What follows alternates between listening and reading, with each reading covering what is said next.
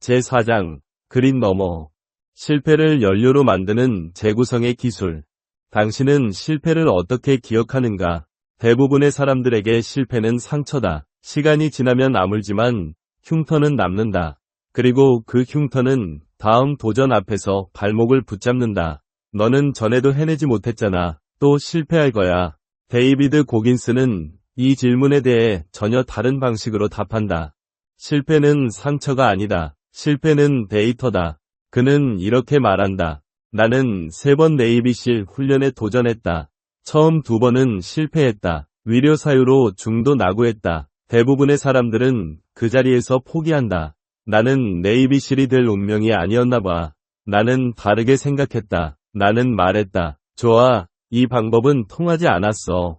그럼 다른 방법을 찾으면 돼.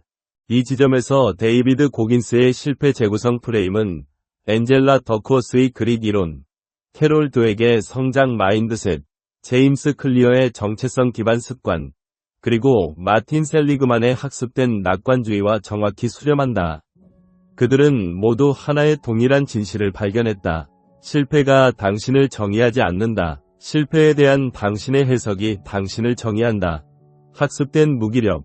셀리그만이 발견한 포기의 메커니즘. 마틴 셀리그만은 1967년 개들에게 전기 충격을 가하는 논란의 실험을 했다. 첫 번째 집단은 버튼을 누르면 충격이 멈췄다. 두 번째 집단은 어떤 행동을 해도 충격이 멈추지 않았다. 세 번째 집단은 충격을 전혀 받지 않았다. 그리고 그는 이 개들에게 새로운 환경을 제공했다. 이번에는 단순히 장벽 하나만 넘으면 충격에서 벗어날 수 있는 환경이었다. 첫 번째 집단과 세 번째 집단의 개들은 곧바로 장벽을 넘었다. 그러나 두 번째 집단의 개들은 움직이지 않았다. 그들은 바닥에 엎드려 충격을 견딜 뿐이었다. 탈출할 수 있는 길이 열려 있었음에도. 셀리그만은 이 현상을 학습된 무기력이라고 불렀다. 그러나 셀리그만의 진짜 발견은 이것이 아니었다. 그의 진짜 발견은 이 무기력이 학습될 수 있다면 해제될 수도 있다는 것이었다. 그는 개들에게 반복해서 탈출에 성공하는 경험을 제공했다. 처음에는 도움을 주고 점차 스스로 탈출하도록 유도했다. 그리고 개들은 다시 장벽을 넘기 시작했다. 셀리그만은 이렇게 결론지었다. 무기력은 학습된다. 그러나 희망도 학습된다. 당신이 포기하는 이유는 당신이 약해서가 아니다. 당신은 단지 아무것도 변하지 않을 것이라고 학습했을 뿐이다. 고긴스는 이 학습된 무기력의 순간을 정확히 기억한다. 네이비실 훈련에서 나는 차가운 바닷속에 서 있었다. 나는 이미 20시간 동안 잠을 자지 못했고 얼음처럼 차가운 파도가 내 얼굴을 때렸다. 나는 떨고 있었다. 내 몸은 말했다. 그만해. 여기서 나가자. 너는 할 수 없어. 그 순간 고긴스는 자신에게 질문했다. 이 고통은 영원히 계속될 것인가? 그리고 그는 답했다. 아니다. 지옥주는 5일 동안만 계속된다. 지금은 견디기 힘들지만 이 순간은 지나간다. 그는 무기력을 거부했다. 그리고 희망을 선택했다. 그리트. 더크워스가 발견한 성공의 결정적 예측 변수. 앤젤라 더크워스는 펜실베이니아 대학의 심리학자로 성공을 예측하는 가장 강력한 변수가 무엇인지 연구해왔다. 그녀의 결론은 충격적이었다. IQ, GPA, 학업 성취도, 재능. 이 모든 것은 성공의 강력한 예측 변수가 아니었다. 그보다 더 중요한 것이 있었다. 바로 그릿이었다. 더크워스는 그릿을 이렇게 정의한다. 매우 장기적인 목표에 대한 열정과 인내. 그릿은 단순한 근성이 아니다. 그것은 지속되는 관심과 좌절을 견디는 능력의 결합이다. 그녀는 웨스트포인트 사관생도, 내셔널 스펠링 비 우승자, 아이비리그 학생들을 추적하며 동일한 패턴을 발견했다. 승리한 자들은 반드시 가장 뛰어난 자들이 아니었다. 그들은 단지 가장 오래 버틴 자들이었다. 더크워스의 결정적 통찰은 이것이다. 모든 높은 성취자들은 실패로부터 배우는 법이 그들이 마스터한 가장 중요한 교훈 중 하나라고 믿는다. 그릿이 높은 사람들은 실패를 적으로 보지 않는다. 그들은 실패를 정보로 본다. 그녀는 이렇게 말한다. 만약 내가 어려움 속에서 얻을 것이 전혀 없다는 관점을 가진다면 나는 완전한 삶을 살지 못할 것이다. 완전한 삶은 좋은 날과 나쁜 날을 모두 받아들이고 그 둘로부터 무엇인가 존엄한 것을 만들어내려는 시도이다. 그러나 더크워스는 경고한다. 역경을 낭만화해서는 안 된다. 가난이나 차별이 좋다고 말하는 것은 위험하다. 그러나 동시에 그녀는 말한다. 역경은 삶의 일부이다. 내가 나 자신이나 타인에게 바라지 않는 일들이 일어나는 것이 삶의 일부라는 것을 안다면 그 경험으로부터 무언가를 배우겠다는 태도를 가지는 것이 중요하다. 더크워스는 그릿을 기르는 실질적인 방법도 제시한다. 그녀의 가훈 중 하나는 이것이다. 나쁜 날에는 절대 그만두지 마라. 아이들이 활동을 그만두고 싶어 할 때 그녀는 시즌이 끝날 때까지는 반드시 완주하도록 요구한다. 다시 등록하지 않는 것은 괜찮다. 그러나 불쾌함이 찾아왔을 때 즉시 도망치는 것은 용납되지 않는다. 그녀는 또한 모든 아이에게 하나 이상의 어려운 것을 추구할 기회를 주어야 한다고 말한다. 그것은 반드시 규율과 연습을 요구하는 것이어야 한다. 발레든 피아노든 체조든 그 종목은 중요하지 않다. 중요한 것은 아이가 노력하면 할 수 있다는 경험을 축적하는 것이다. 성장 마인드셋, 드웨기 발견한 실패 해석의 두 가지 방식. 캐롤 드웨그는 수십 년의 연구 끝에 인간의 실패 해석 방식이 두 가지로 나뉜다는 사실을 발견했다. 고정 마인드셋을 가진 사람들은 실패를 자신의 한계로 해석한다. 나는 수학을 못해. 나는 운동신경이 없어. 운이 없었어. 성장 마인드셋을 가진 사람들은 실패를 과정의 피드백으로 해석한다. 나는 아직 수학을 못할 뿐이야. 이 방법은 통하지 않았어. 다른 방법을 시도해보자. 더 많이 연습해야겠어. 드웨그는 이 차이가 단순한 낙관주의의 차이가 아니라고 말한다. 이것은 세계관의 차이이며 궁극적으로 인생의 궤적을 바꾸는 결정적 차이다. 고정 마인드셋에서 실패는 정체성의 위기이다. 당신은 나는 실패자라는 선고를 내린다. 그러나 성장 마인드셋에서 실패는 단지 나는 아직 성장 중이라는 신호일 뿐이다. 더크워스는 드웨기의 이론을 자신의 연구에 통합한다. 그녀는 이렇게 말한다. 그릿과 성장 마인드셋을 동시에 가진 사람은 마치 반 컵이 남은 잔을 바라보는 것과 같다. 낙관적 시각이 핵심이다. 그릿과 성장 마인드셋의 결합은 실패가 가져오는 장벽을 넘어서게 하는 가장 강력한 무기다. 고긴스는 이 차이를 자신의 몸으로 체화했다.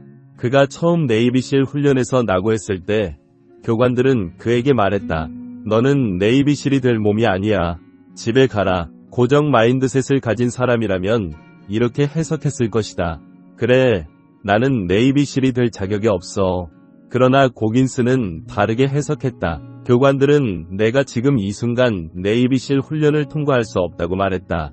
그러나 그들은 내가 영원히 네이비실이 될 수 없다고 말하지 않았다. 그는 아직이라는 단어를 자신의 실패 해석 프레임에 추가했다. 나는 아직 네이비실이 아니다. 나는 아직 100마일을 달리지 못했다. 아직 이 모든 것을 바꾸었다. 정체성 기반 습관, 클리어가 발견한 행동 변화의 결정적 비밀. 제임스 클리어는 아주 작은 습관의 힘에서 습관 변화의 가장 깊은 차원은 정체성의 변화라고 말한다. 그는 행동 변화에는 세 가지 층위가 있다고 설명한다. 첫째는 결과를 바꾸는 것이다. 둘째는 과정을 바꾸는 것이다. 그러나 가장 깊은 차원은 정체성을 바꾸는 것이다. 클리어의 핵심 통찰은 이것이다. 장기적으로 볼 때 당신이 습관을 고수하지 못하는 진짜 이유는 당신의 자기 이미지가 방해하기 때문이다. 진보는 기존의 것을 버리는 것을 요구한다. 당신 자신의 최고 버전이 되기 위해서는 당신의 신념을 지속적으로 편집하고 정체성을 업그레이드하고 확장해야 한다. 그는 이렇게 말한다. 당신의 행동은 당신의 정체성을 반영한다. 그리고 당신의 정체성은 당신의 행동에 의해 형성된다. 많은 사람들이 나는 운동선수가 아니기 때문에 운동하지 않는다 고 말한다. 그러나 성장 마인드셋을 가진 사람들은 이렇게 말한다. 나는 운동하기 때문에 운동선수가 되어간다. 클리어는 이 순환 고리를 정체성 기반 습관이라고 부른다. 그는 정체성 변화의 2단계 프로세스를 제시한다. 1단계, 당신이 되고자 하는 사람을 결정하라. 건강한 사람, 체력이 좋은 사람, 규율 있는 사람, 창의적인 사람. 2단계. 매일의 작은 승리로 그것을 증명하라. 모든 행동은 하나의 표이다. 당신은 100%의 표를 얻을 필요가 없다. 믿음을 구축할 수 있을 만큼 충분히 쌓으면 된다. 고긴스는 네이비실이 되기 전부터 스스로를 네이비실이라고 불렀다. 그는 아직 훈련도 통과하지 못했고 공식적으로 네이비실 대원도 아니었다. 그러나 그는 매일 아침 거울 앞에서 자신에게 말했다.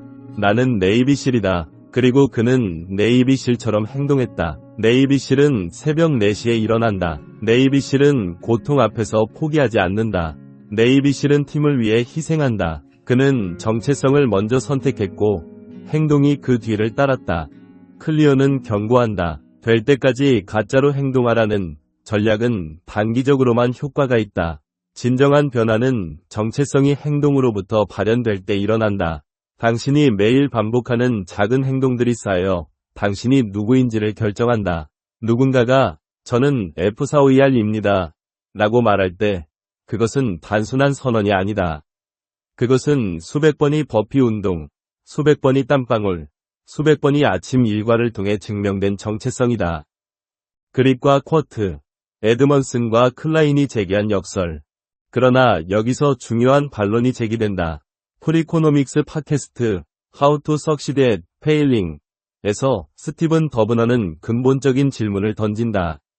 그립과 쿼트, 히트, 포기, 정답은 무엇인가? 경제학자 스티브 레빗은 이렇게 말한다. 포기하는 자라고 불리는 것은 칭찬이다. 왜냐하면 우리는 실패하는 일에 너무 오래 집착하도록 강요하는 수많은 힘들 속에서 살고 있기 때문이다. 경제학에는 기회비용과 매몰비용 오류라는 개념이 있다. 매몰비용은 이미 지출되어 되돌릴 수 없는 시간, 돈, 노력이다.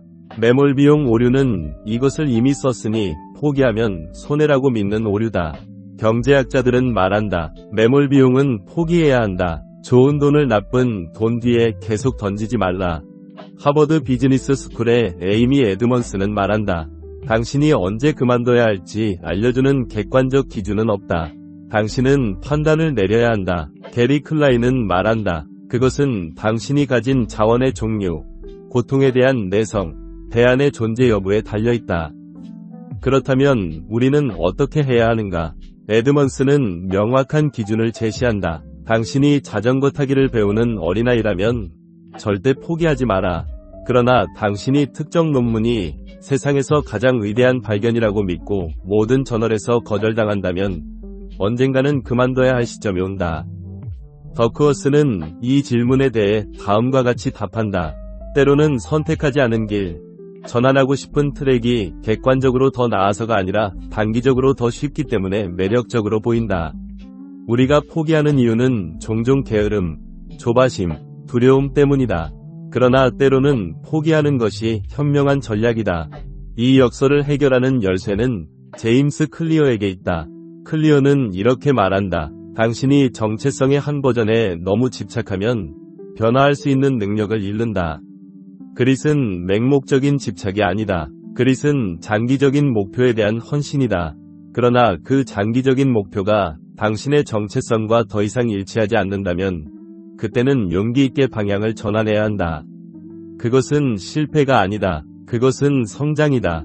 실패 재구성의 통합 전략 5 이론이 만나는 지점. 데이비드 고긴스, 엔젤라 더크워스, 캐롤 드웩, 제임스 클리어, 마틴 셀리그만. 그들은 서로 다른 언어로 말한다. 하나는 네이비실의 거친 함성이요. 하나는 심리학자의 과학적 분석이며 하나는 습관 설계자의 정교한 시스템이다. 그러나 그들이 도달한 결론은 한 지점에서 정확히 수렴한다. 첫째, 실패는 데이터다. 더크워스는 말한다. 모든 고성과자들은 실패를 정보로 받아들이는 법을 배웠다. 고긴스는 말한다. 실패는 상처가 아니라 피드백이다. 드웩은 말한다. 실패는 당신의 한계가 아니라 당신의 현재 위치다. 둘째, 정체성은 고정되지 않는다. 클리어는 말한다. 정체성은 편집 가능하다. 당신은 어제 수학을 못하는 사람이었을지라도 오늘 수학을 배우는 사람이 될 수 있다. 당신의 과거가 당신의 미래를 결정하지 않는다. 당신의 현재 행동이 당신의 미래 정체성을 결정한다. 셋째, 역경은 낭만화할 대상이 아니라 활용할 대상이다. 더크워스는 경고한다. 우리는 역경을 낭만화해서는 안 된다. 가난과 차별은 결코 좋은 것이 아니다. 그러나 역경이 이미 당신의 앞길을 가로막고 있다면 그 역경으로부터 무언가를 배우는 태도를 선택할 수는 있다. 그것이 그릿이다. 넷째, 포기와 그릿은 양립 가능하다. 맹목적인 집착은 그릿이 아니다. 그것은 매몰비용 오류다. 진정한 그릿은 장기적인 목표에 대한 헌신이다. 당신의 목표가 더 이상 당신의 정체성과 부합하지 않는다면 용기 있게 포기하고 새로운 방향으로 나아가는 것. 그것 또한 그릿의 또 다른 형태다. 고긴스는 이렇게 말한다. 내가 네이비실 훈련에서 3번 떨어졌을 때 나는 실패하지 않았다. 나는 단지 성공하는 방법을 아직 배우지 못했을 뿐이다. 더크워스는 이렇게 말한다. 완전한 삶은 좋은 날과 나쁜 날을 모두 받아들이고 그 둘로부터 무엇인가 존엄한 것을 만들어내는 것이다. 드웩은 이렇게 말한다. 당신의 기본 자질은 노력을 통해 발전시킬 수 있다. 클리어는 이렇게 말한다. 당신이 반복하는 작은 습관들은 당신의 결과만 바꾸는 것이 아니다. 그것들은 당신 자신을 바꾼다. 셀리그만은 이렇게 말한다. 희망은 학습된다. 그리고 당신은 지금 이 순간 실패를 재구성하는 기술을 학습하고 있다. 당신의 실패는 당신을 정의하지 않는다. 당신의 실패에 대한 해석이 당신을 정의한다. 당신은 오늘 어떤 해석을 선택할 것인가?